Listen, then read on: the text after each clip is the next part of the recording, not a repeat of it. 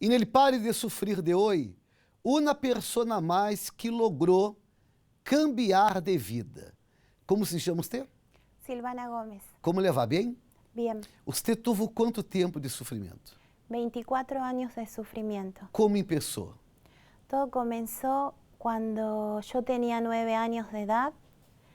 Sufría mucho de lo que es discriminación social, debido a que yo vivía en una clase media baja, donde yo estaba viviendo en el lugar que mi papá vivía, era el barrio de clase media alta.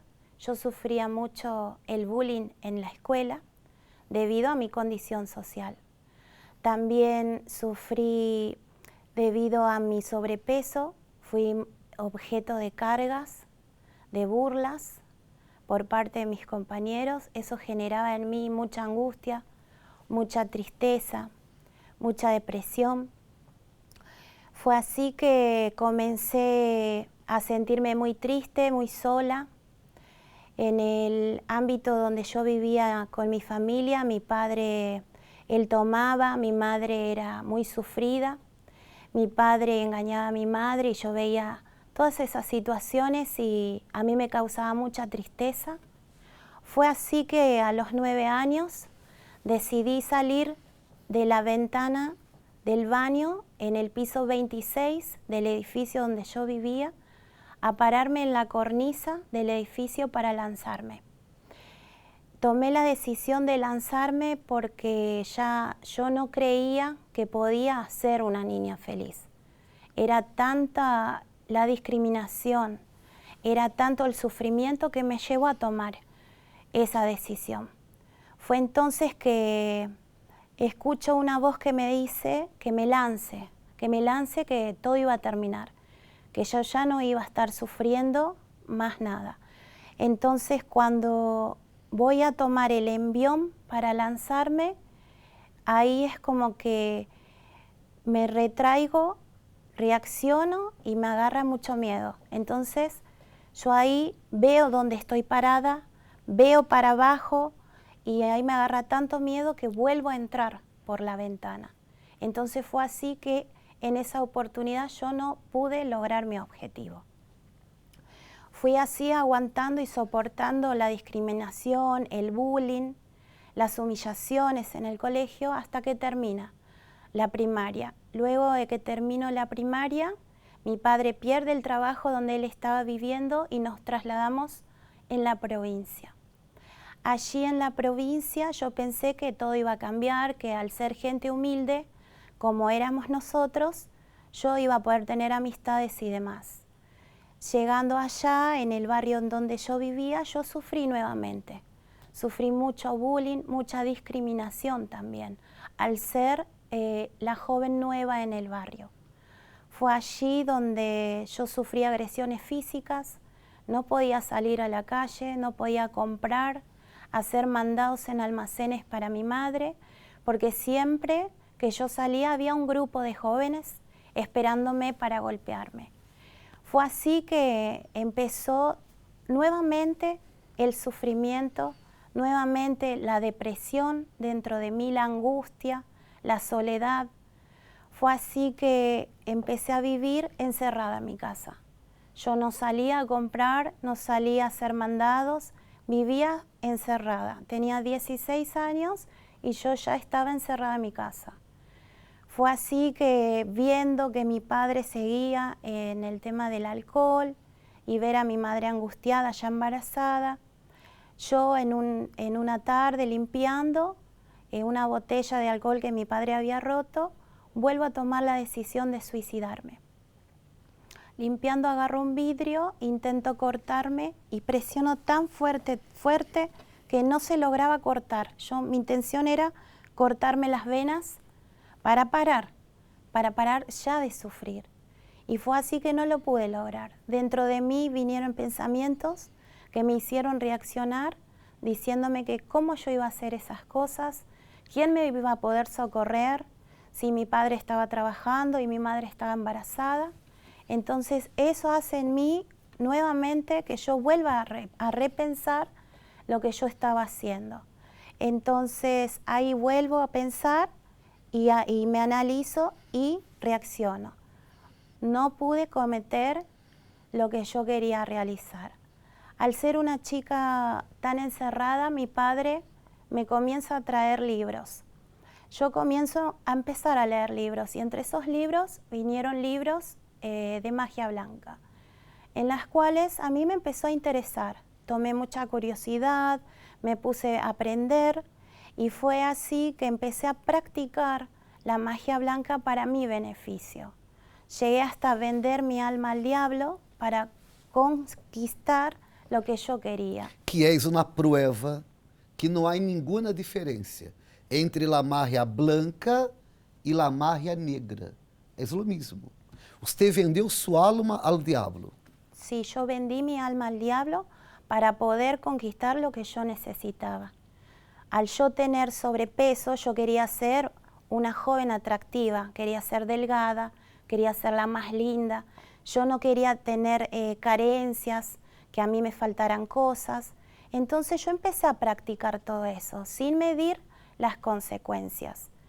Fue así que empecé a enfermarme, empecé a tener bulimia, ya no comía, empecé a tomar té por la mañana con una rodaja de tostada y a la noche lo mismo. Era té y una rodaja de tostada.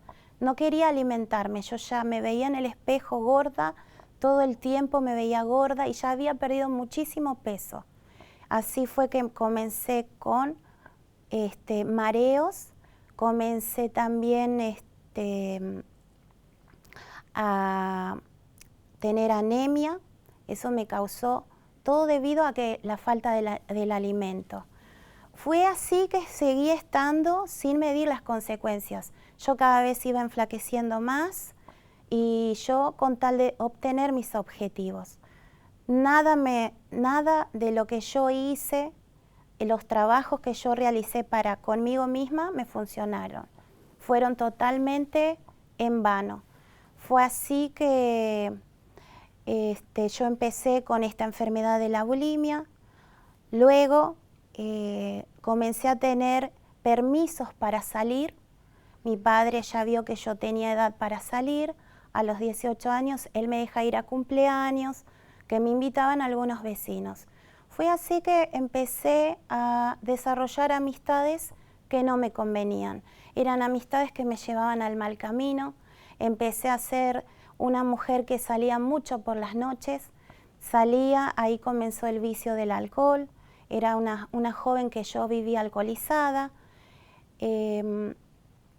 Fue así que yo comencé a relacionarme con hombres con el objetivo de usarlos, de hacerlos sufrir, porque al ver que mi mamá sufría tanto con mi padre, eso causó un odio dentro de mí hacia los hombres. Entonces yo quería que ellos sufrieran. Yo empecé a buscar en ellos lo que yo necesitaba, yo sacaba provecho de ellos, yo los usaba y luego los abandonaba. Fue en una ocasión casual que yo vengo a conocer a mi esposo. Conozco a mi esposo en un boliche, yo salía cuando quería con él. A veces nos veíamos, a veces no. Fue así que estuvimos 3 meses y luego quedo embarazada. Al quedar yo embarazada, viniendo de una familia tradicionalista, ellos me obligan a casarme, porque yo tenía que justificar el embarazo. Yo me caso con mi esposo, pero ninguno de los dos estábamos enamorados. Era solo para justificar que yo estaba embarazada. Cuando yo me casé por orientaciones de mi madre, ella me decía que iba a ser bueno, que yo me iba a enamorar con el tiempo, que todo iba a ser lindo, que yo iba a tener un esposo, una familia, pero fue lo más horrible que me pudo haber pasado. Yo me casé y cuando comencé a vivir no tenía en dónde. Al casarme no tenía lugar donde vivir. Ahí mi suegra me prestó un cuartito pequeño donde no tenía ni baño, no tenía agua, no tenía nada. No tenía muebles, solo tenía una cama. Fue así que fui aguantando, digamos, en el embarazo con mi esposo. Mi esposo empiezo a conocerlo y empiezo a ver que él tenía vicios. Él se drogaba, él era adicto a la marihuana, a él le gustaba la bebida. Era un hombre que trabajaba, pero él llegaba jueves o viernes y él ya se iba. Hasta lunes no aparecía. Todos esos días yo me quedaba sin dinero, sin poder alimentarme. Fue así que también, al crecer mi hija, yo seguí todo este tiempo soportando esa situación. Porque yo decía que solo tenía que aguantar, que iba con el tiempo a mejorar, pero nunca jamás mejoró. Cuando nace mi hija, mi suegra me da un lugar más grande, ¿no?, para nosotros vivir, que era una cochera. En esta cochera había un auto estacionado, que era el de mi suegra, y bueno, yo tenía que arreglarme ahí. Yo en esa cochera con el auto mismo ahí y maquinarias viejas de carpintería que habían ahí, yo empecé a arreglarme. Ahí yo coloqué una cocina, usé las máquinas de cortar madera como mesas. Yo no tenía ni manteles, yo ponía sábanas y ahí daba de comer a mi hija. Lavaba en fuentones, agua no tenía, tenía un baño afuera que era compartido. Era una vida de pobreza, mucha necesidad. Mi esposo siempre malgastaba el dinero, él trabajaba, tenía su dinero, pero él se lo malgastaba. Así tanto que hubo situaciones en las que mi hija y yo no teníamos para comer. Cuando él se iba, quedaba un poco de leche y yo tenía que hacer rendir esa leche hasta que él viniera. Entonces yo ahí iba agregándole agua para darle en la mamadera. Le daba leche con agua. Y cuando tenía que comer, a veces no tenía nada más que arroz. Entonces yo agarraba, hervía el arroz y le daba así solo, el arroz colado, porque no había ni sal para ponerle, no había queso, ni siquiera había para ponerle aceite. Era solamente arroz. Ahí mi hija no quería comer y yo, de los mismos nervios, porque yo era muy nerviosa debido a la situación que yo estaba pasando de pobreza, yo maltrataba mucho a ella, yo la golpeaba. Y hubo situaciones también en las que yo no tenía ni leche para darle, solo mamaderas con agua. Fue así que mi esposo empezó a malgastar el dinero, él comenzó a pedir cuentas en los almacenes y así yo iba y pedía el crédito al almacén y al finalizar el mes él pagaba, pero ni así él terminaba de pagar lo que nosotros pedíamos, hasta llegar momentos que no nos querían dar el crédito. Él pedía plata a sus hermanos, pidió préstamos también para poder solventar lo del almacén y la plata que prestaba a sus hermanos, pero ni aún así podía conseguir, ya que él malgastaba todo entre el alcohol y las drogas. ¿Problemas de salud? Sí, pastor. ¿Qué problema? Yo tenía a mi hija, a todo esto que se empezó a enfermar.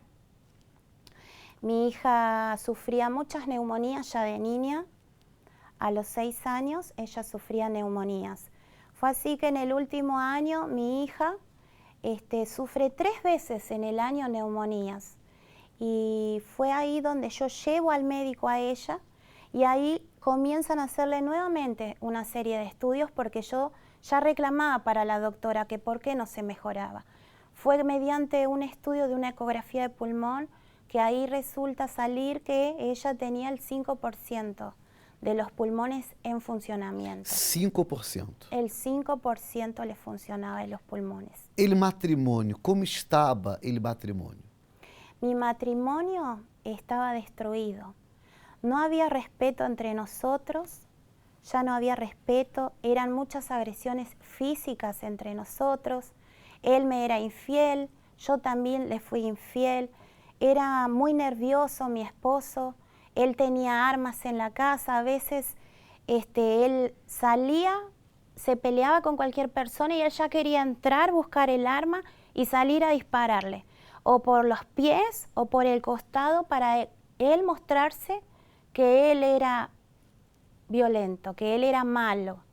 En muchas discusiones que yo tuve con él, en una oportunidad yo intenté a él frenar en la puerta, que él agarró una escopeta para ir a pelear y yo intenté frenar y él dijo, correte o te disparo. Y yo pensando que él no lo iba a hacer, él disparó. Él disparó y pegó en el costado de mi cintura. A mí no me lastimó, pero él disparó. Y esa fue una de las más grandes peleas que yo tuve, porque inmediatamente yo agarré un cuchillo de carnicero y fui y lo tomé a él por la violencia, poniéndoselo en la garganta. Ya yo ahí estaba decidida a matarlo. Así hubo muchísimas más peleas.